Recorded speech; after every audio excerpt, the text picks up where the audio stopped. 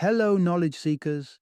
In this episode of 20-Minute Books, we explore the timeless wisdom of The Art of War by Sun Tzu, a masterpiece from ancient China dating back to around the 5th century BC.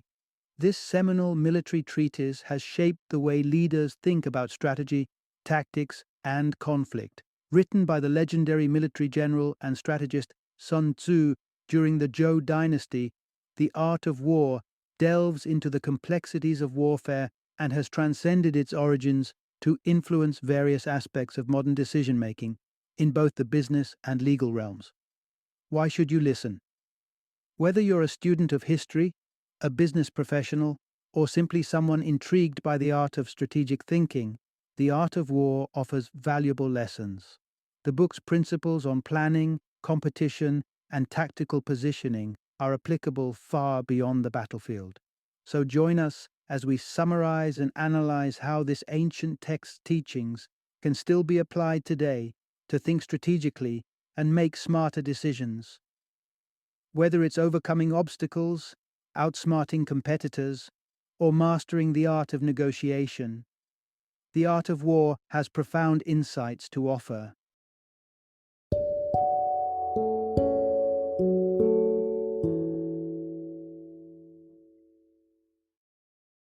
The Art of War, classic military strategy for politics, business, and everyday life. Introduction. Mastering the art of strategic planning in warfare.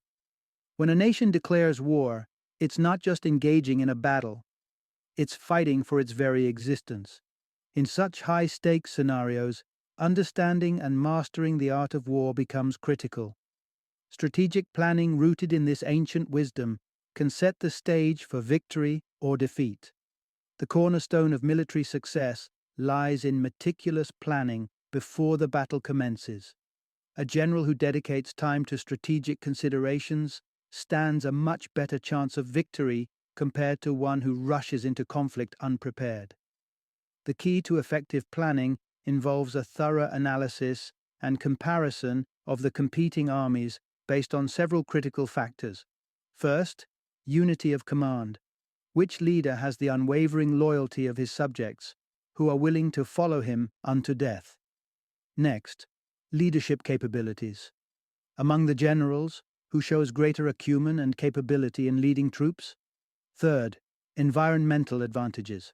Which army better utilizes factors like weather, geography, and distance? Fourth, discipline enforcement. Which side maintains stricter control over its troops, ensuring orderly conduct and adherence to commands? Fifth, army strength. Beyond numbers, which army possesses superior might? Sixth, training and expertise. Which army boasts more skilled officers and well-trained soldiers? Finally, motivational consistency. Which side effectively uses rewards and punishments to maintain high discipline and morale? By carefully evaluating these aspects, a general can gain clear insights into his own strengths and vulnerabilities, as well as those of his adversary. Such knowledge not only facilitates strategic planning, but also ensures that plans are adaptable to the dynamics of warfare. Remember, the profound adage from The Art of War holds true. If you know your enemy and know yourself, you will not be imperiled in 100 battles. Understanding both your capabilities and those of your opponent guarantees strategic superiority and ultimately decisive victory. Part 1. Strategic Patience. Securing victory by avoiding defeat. For a strategist in the realm of warfare, the maxim is clear. Engage only in battles you are assured of winning. Unsuccessful strategists rush into conflicts without a clear path to victory, scrambling for solutions amid the chaos of battle. A savvy warrior steers clear of conflicts where defeat is possible, thereby maintaining an unbeaten record. However, even the most adept general cannot predict the exact moment of victory. It hinges on waiting for the adversary to slip, presenting an opportunistic gap to be exploited. To consistently secure victory, a general must adhere to 5 crucial principles. Firstly, discern when it is apt to engage in battle and when it is wise to hold back. Secondly, manage your forces effectively, whether they outnumber the enemy or are outnumbered. Thirdly, ensure that your troops are unified in spirit and disciplined, forming a robust collective force. Fourthly, engage in battle on your terms, prepared and proactive, while leaving the enemy reactive and unprepared. Lastly, maintain complete control over your military decisions, free from the meddling of higher authority. The essence of strategic prowess lies in selecting moments of engagement carefully. Engage the enemy where they show weakness, and avoid direct confrontations when they display strength. Particularly, steer clear of engaging a focused and well-organized enemy, or when they occupy a strategically superior position, such as elevated terrain. Battle should never be fought on the impulse of anger. Every conflict should be driven by the potential gains, for anger will fade, but the consequences of a lost battle, such as the ruin of a kingdom, are irreversible and catastrophic. Moreover, beware of the snares set by your adversaries.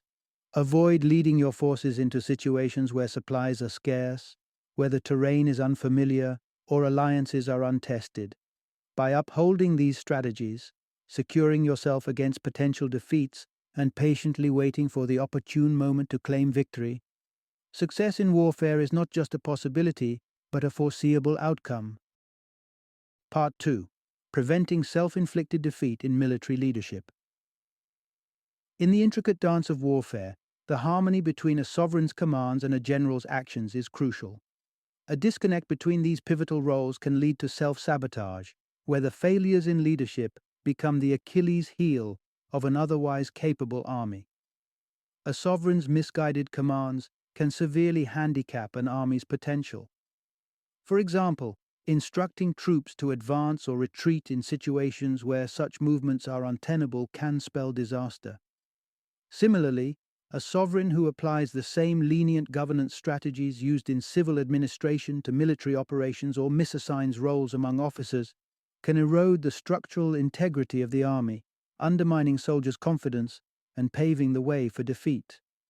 Likewise, a general's personal failings can jeopardize an entire campaign. A general prone to recklessness may inadvertently lead troops into catastrophic situations. Conversely, excessive caution or cowardice can result in missed opportunities or even capture. Personal traits such as irascibility can provoke unnecessary conflicts, escalating minor skirmishes into major confrontations. Additionally, prioritizing the comfort of soldiers over strategic necessities can hamper effective military operations. Moreover, generals must vigilantly avoid 6 critical oversights that can lead to a military calamity. 1. Overextending the army against significantly larger forces can cause troops to scatter in panic. 2. Allowing soldiers to overpower their officers can foster insubordination and threaten command authority. 3. Conversely, if soldiers are too meek compared to their officers, it can lead to demoralization and ineffectiveness. 4. Undisciplined and irritable senior officers acting independently can disrupt coordinated strategies, potentially ruining the army. 5. A general's indecisiveness can permeate through the ranks, resulting in a disorderly and ineffective force. 6. Underestimating the enemy and engaging with an inferior force against a superior enemy often leads to a devastating defeat.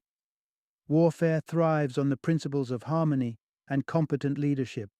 It is crucial that both sovereigns and generals rigorously avoid these pitfalls to prevent orchestrating their own defeat. Only through strong, reflective leadership and coherent strategy can the challenges of warfare be met and overcome. Part 3. Optimizing resources through strategic intelligence and enemy assets. Sustaining a large army is a formidable economic challenge. Maintaining a force of 100,000 can deplete about 1,000 ounces of silver daily, covering necessities such as food, equipment, and animals. Given the heavy costs, prolonged warfare can financially bleed a nation, leaving it exposed and weakened. Thus, a swift and decisive approach to battle is preferred over long-drawn conflicts. Laying siege to fortified cities is a common drain on resources, demanding extensive preparation and often resulting in rash assaults by impatient generals. Such actions not only waste manpower, but also time and equipment. The most effective strategy to minimize the financial burden of war is to capture enemy territories and assets intact. Overwhelming the enemy with a superior force and securing their resources without destruction is the quintessence of economical warfare. This approach preserves the value of conquered assets and avoids the expense and devastation of combat. The highest form of military mastery, however, lies in winning without fighting. Known as victory by stratagem, this approach sees the skilled general outmaneuvering the opposition with minimal conflict, the epitome of strategic efficiency. Resource conservation can also extend to tactical foraging and reutilization of the enemy's assets.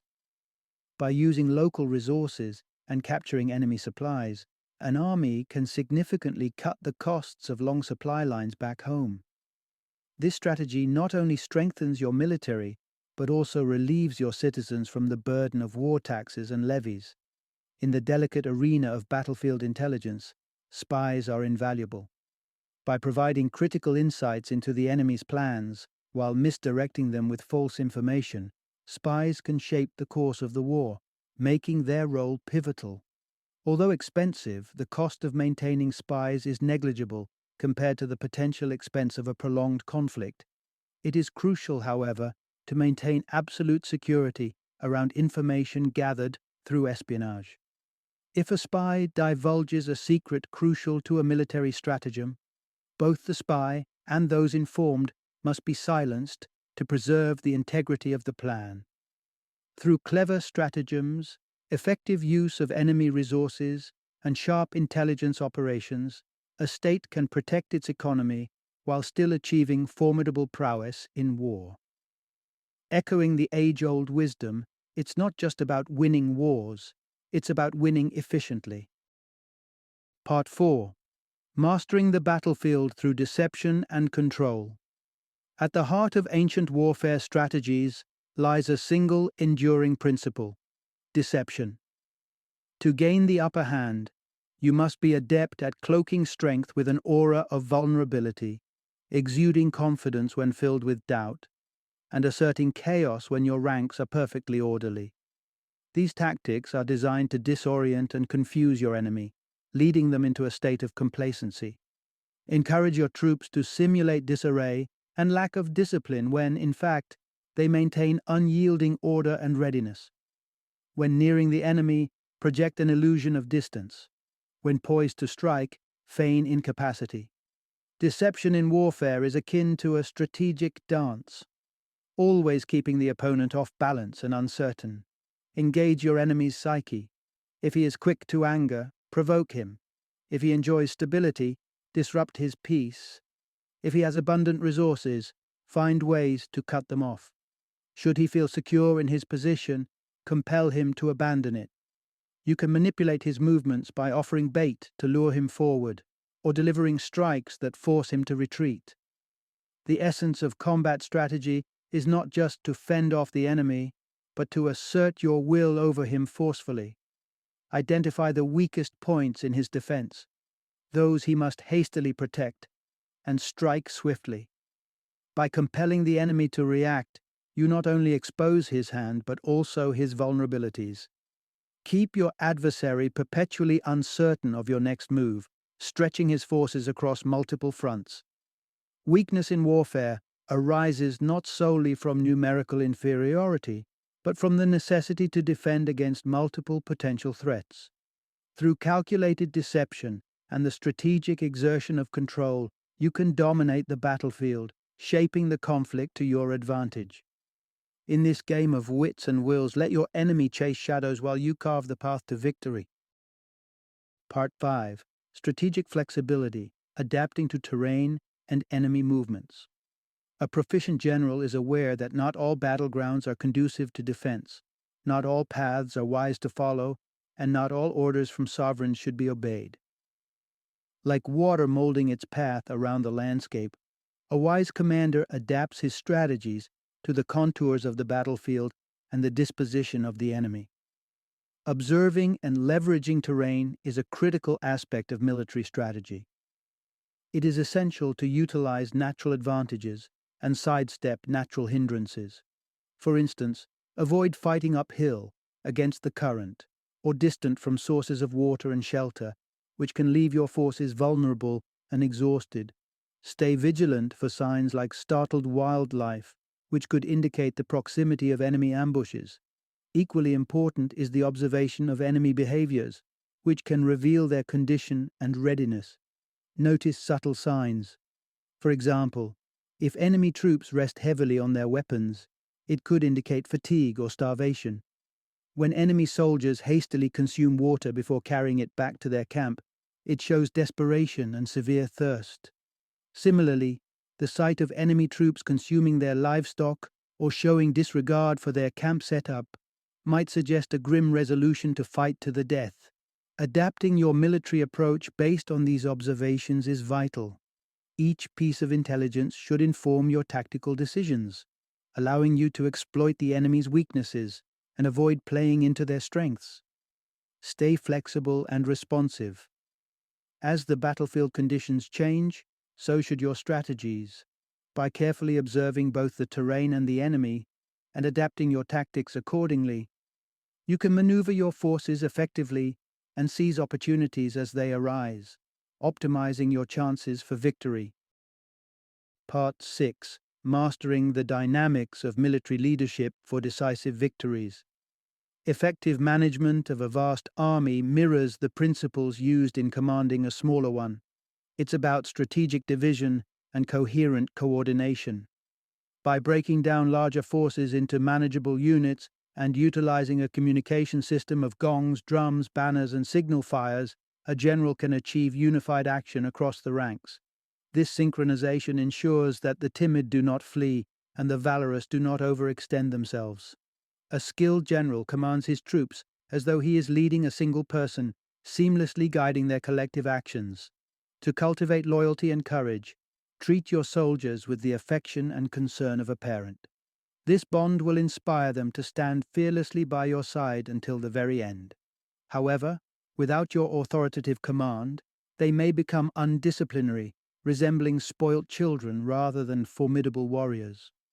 Discipline is the backbone of military success, but it must be paired with compassion and respect.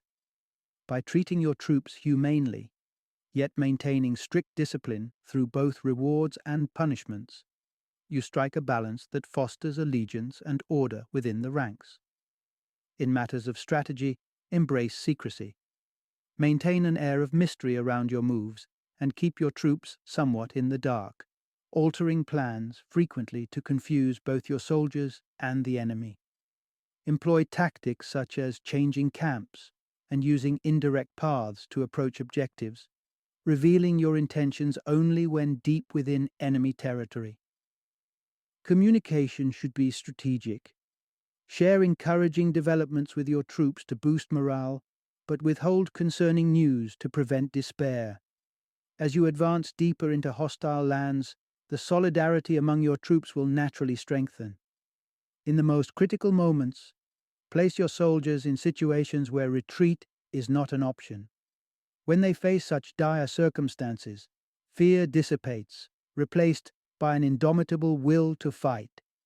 This desperation can transform an ordinary soldier into a formidable warrior committed to victory at all costs. Such stringent management, strategic ambiguity, and psychological mastery are essential for waging war successfully. By fostering unbreakable unity and resilience, you not only prepare your troops for the harsh realities of combat, but also lead them to achieve decisive victories. Final summary. The overarching message in this book underscores that warfare is a critical enterprise, with the fate of the state hanging in the balance, necessitating profound planning and strategic acumen. Effective warfare is founded on the judicious choice of battles. A tactical general enters the fray only when victory is assured, thus maintaining an undefeated stature. Such a leader is characterized by observance, adaptability, and resourcefulness, skillfully manipulating circumstances to subdue the enemy. Key strategies for securing victory and avoiding defeat. To avoid the pitfalls of defeat and craft opportunities for success, it's crucial to engage in comprehensive planning and analysis. Comparing the might and strategies of your troops against those of the enemy can predict outcomes, while securing against shortcomings ensures readiness for seizing victorious moments. Moreover, the effectiveness of warfare hinges on the prudent leadership of both the sovereign and the generals, whose misjudgments can lead to self-sabotage. Tactics for gaining advantages over the adversary. Efficient resource management through strategic maneuvers, exploitation of the enemy's resources, and espionage is vital. Deception plays a central role in warfare, as misleading the enemy about one's true capabilities and intentions can control the conflict's direction. Furthermore, adapting to the ever-changing dynamics of both the terrain and enemy disposition allows for flexibility and advantage in battle deployment. Fundamentals of troop management. Successful wartime leadership involves strict troop management while nurturing an environment of uncertainty and readiness for combat. A general must keep the soldiers disciplined yet unpredictably deployed to confound the enemy. By fostering a condition where soldiers perceive no escape, their survival instincts catalyze a formidable fighting force poised for death-defying combat. This ancient manual not only outlines the tactical frameworks for engaging in warfare, but also delves deep into the psychological and logistical aspects that determine the outcome of wars. The timeless strategies it proposes are as much about understanding and leading people as they are about managing conflicts and conquering territories.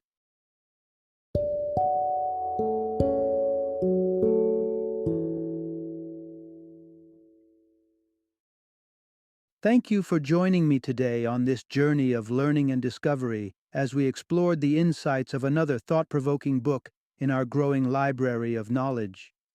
If you've enjoyed our time together, please take a moment to follow our podcast, give us a 5-star rating, and share 20-minute books with other knowledge seekers. Your support truly means a lot.